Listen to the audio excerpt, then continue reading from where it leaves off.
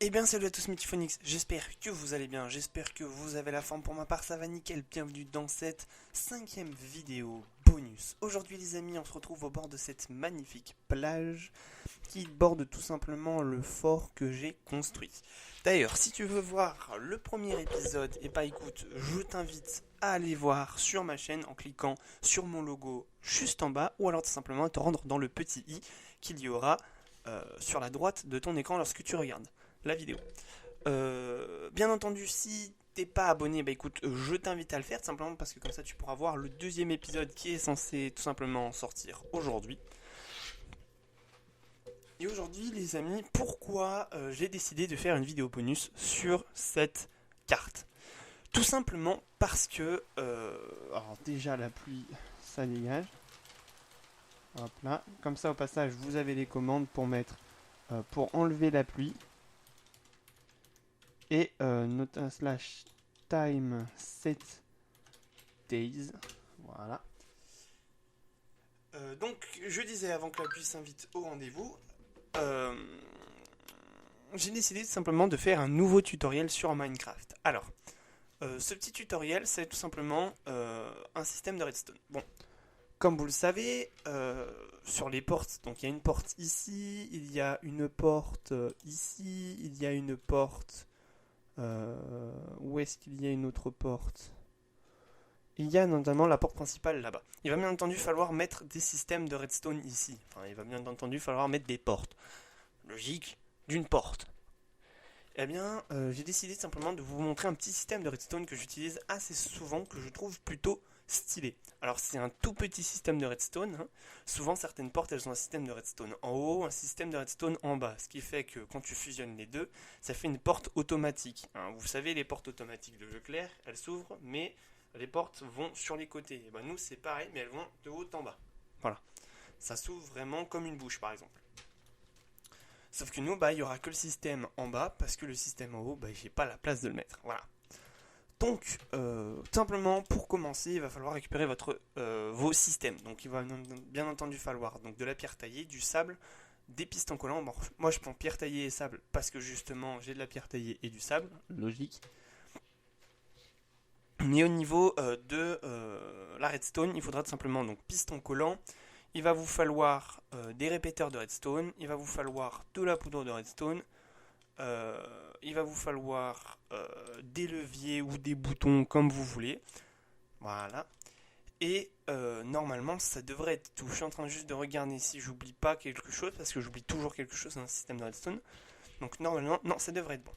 Alors, il va bien entendu falloir que vous creusiez une tranchée juste devant. Merde, j'ai niqué. Voilà, il va falloir que vous creusiez une tranchée parce que ça va se passer en bas. Bien entendu, vous creusez sous l'endroit où vous allez mettre justement cette porte. Voilà, comme ceci. Donc vous n'hésitez pas, vous faites un truc assez large, hein, pour que vous ayez de l'espace, pour que vous puissiez vous mouvoir de manière correcte dans... Bon, ok, très bien. Donc nous, voilà, moi j'ai isolé des blocs comme ceci. Voilà, j'ai isolé ces deux blocs simplement parce que c'est ces deux blocs là qui vont remonter. Alors, ce que vous allez faire, c'est tout simplement que déjà, vous allez mettre en place vos pistons. Les pistons, ils vont devoir être tournés, bien entendu, la colle tournée vers les blocs ici, tout simplement pour les remonter. Parce que regardez, si j'active un petit levier, boum, voilà. Si je mets les deux leviers, voilà. Hein, ça remonte les deux rangées, ça laisse juste un bloc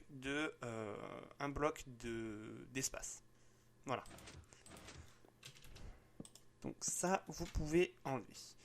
Ensuite, ce que vous pouvez faire, c'est que moi, bien entendu, je vais recouvrir tout ça là. Donc cette partie-là, vous pouvez recouvrir, vous n'en avez plus besoin. Ce que vous pouvez faire, bien entendu, c'est mettre du sable, hein, pour faire en sorte que tout simplement ça ne soit pas reconnaissable, hein, que on ne remarque pas que vous avez fait quelque chose. Ici, c'est pareil. Faites attention lorsque vous utilisez du sable. Si vous utilisez... J'ai envie d'essayer quand même un truc. Non, donc apparemment la redstone, ça tient quand même le sable. Très bien, j'ai rien dit en fait. Alors, ici c'est pareil, vous pouvez reboucher. Alors ici par exemple, moi je ne vais pas reboucher tout simplement parce que c'est par là que mon système de redstone va tout simplement partir. Voilà, comme ceci. Euh... Attendez, tac tac tac. Et si je venais en fait simplement le mettre... Ah oui mais non d'accord, ok. Donc c'est vrai que j'ai oublié, à certains endroits j'ai fait un mur épais et puis d'autres endroits je n'ai pas fait de mur épais. Donc ce que je vais faire c'est que simplement je vais condamner cette zone là, voilà.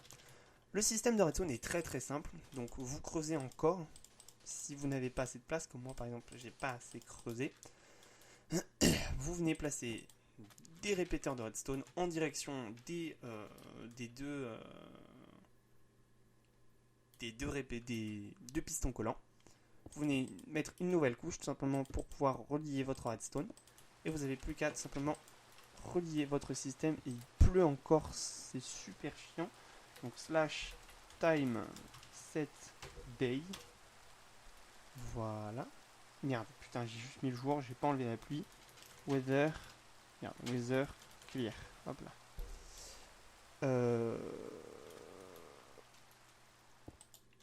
Alors, ce qui était assez pénible, c'est que en fait, si je mets ici, il faudrait que je mette le bloc ici pour que le système s'active. Sauf que le problème, c'est que si je le mets là, le système ne va pas s'activer. Pourquoi? Tout simplement parce que la redstone n'est pas reliée. Donc, je vais peut-être légèrement décaler le mur. Ouais, je vais faire ça. Je vais légèrement en fait décaler le mur. Comme ça. Heureusement qu'on est dans Minecraft. Hein.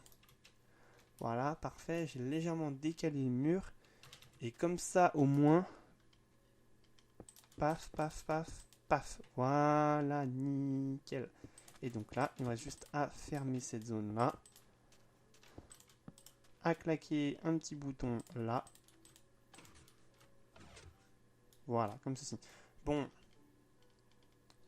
Vous pouvez bien entendu remettre du sable. Parce que de toute façon, la redstone va tenir comme un vrai bloc. Donc tac tac, vous pouvez remettre du sable. Et bon, nous bien entendu, on va mettre un levier. Simplement, voilà, ça va venir fermer. Alors, je vous invite bien entendu aussi à fermer tout accès à la zone. Bien entendu, vous planquez votre levier, simplement pour éviter que... à mon avis, il doit y avoir un noyé par là. Parce qu'il y a des créatures flottantes là qui voguent dans l'eau. C'est un peu flippant. En fait, tout simplement, si regardez, si c'est fermé, il faut faire gaffe, bien entendu, que on ne puisse pas avoir accès au levier. Donc c'est pour ça, si vous pouvez avoir la possibilité de mettre un petit mur devant, comme ça au moins, la personne ne peut pas avoir accès au levier et ne sait pas d'ailleurs où est le levier. Voilà, simplement. Bon, bah écoutez les amis, le petit tutoriel est maintenant terminé. C'était vraiment un tutoriel très très simple. J'espère que ce tutoriel vous aura plu. Si vous a plu, bien entendu, n'hésitez pas à liker la vidéo, à vous abonner à la chaîne YouTube. De toute façon, bah, cette map n'est encore loin d'être terminée. Hein. Il en reste beaucoup à faire. Moi, je vous dis à la prochaine. Portez-vous bien. C'était Phoenix. Tchuss.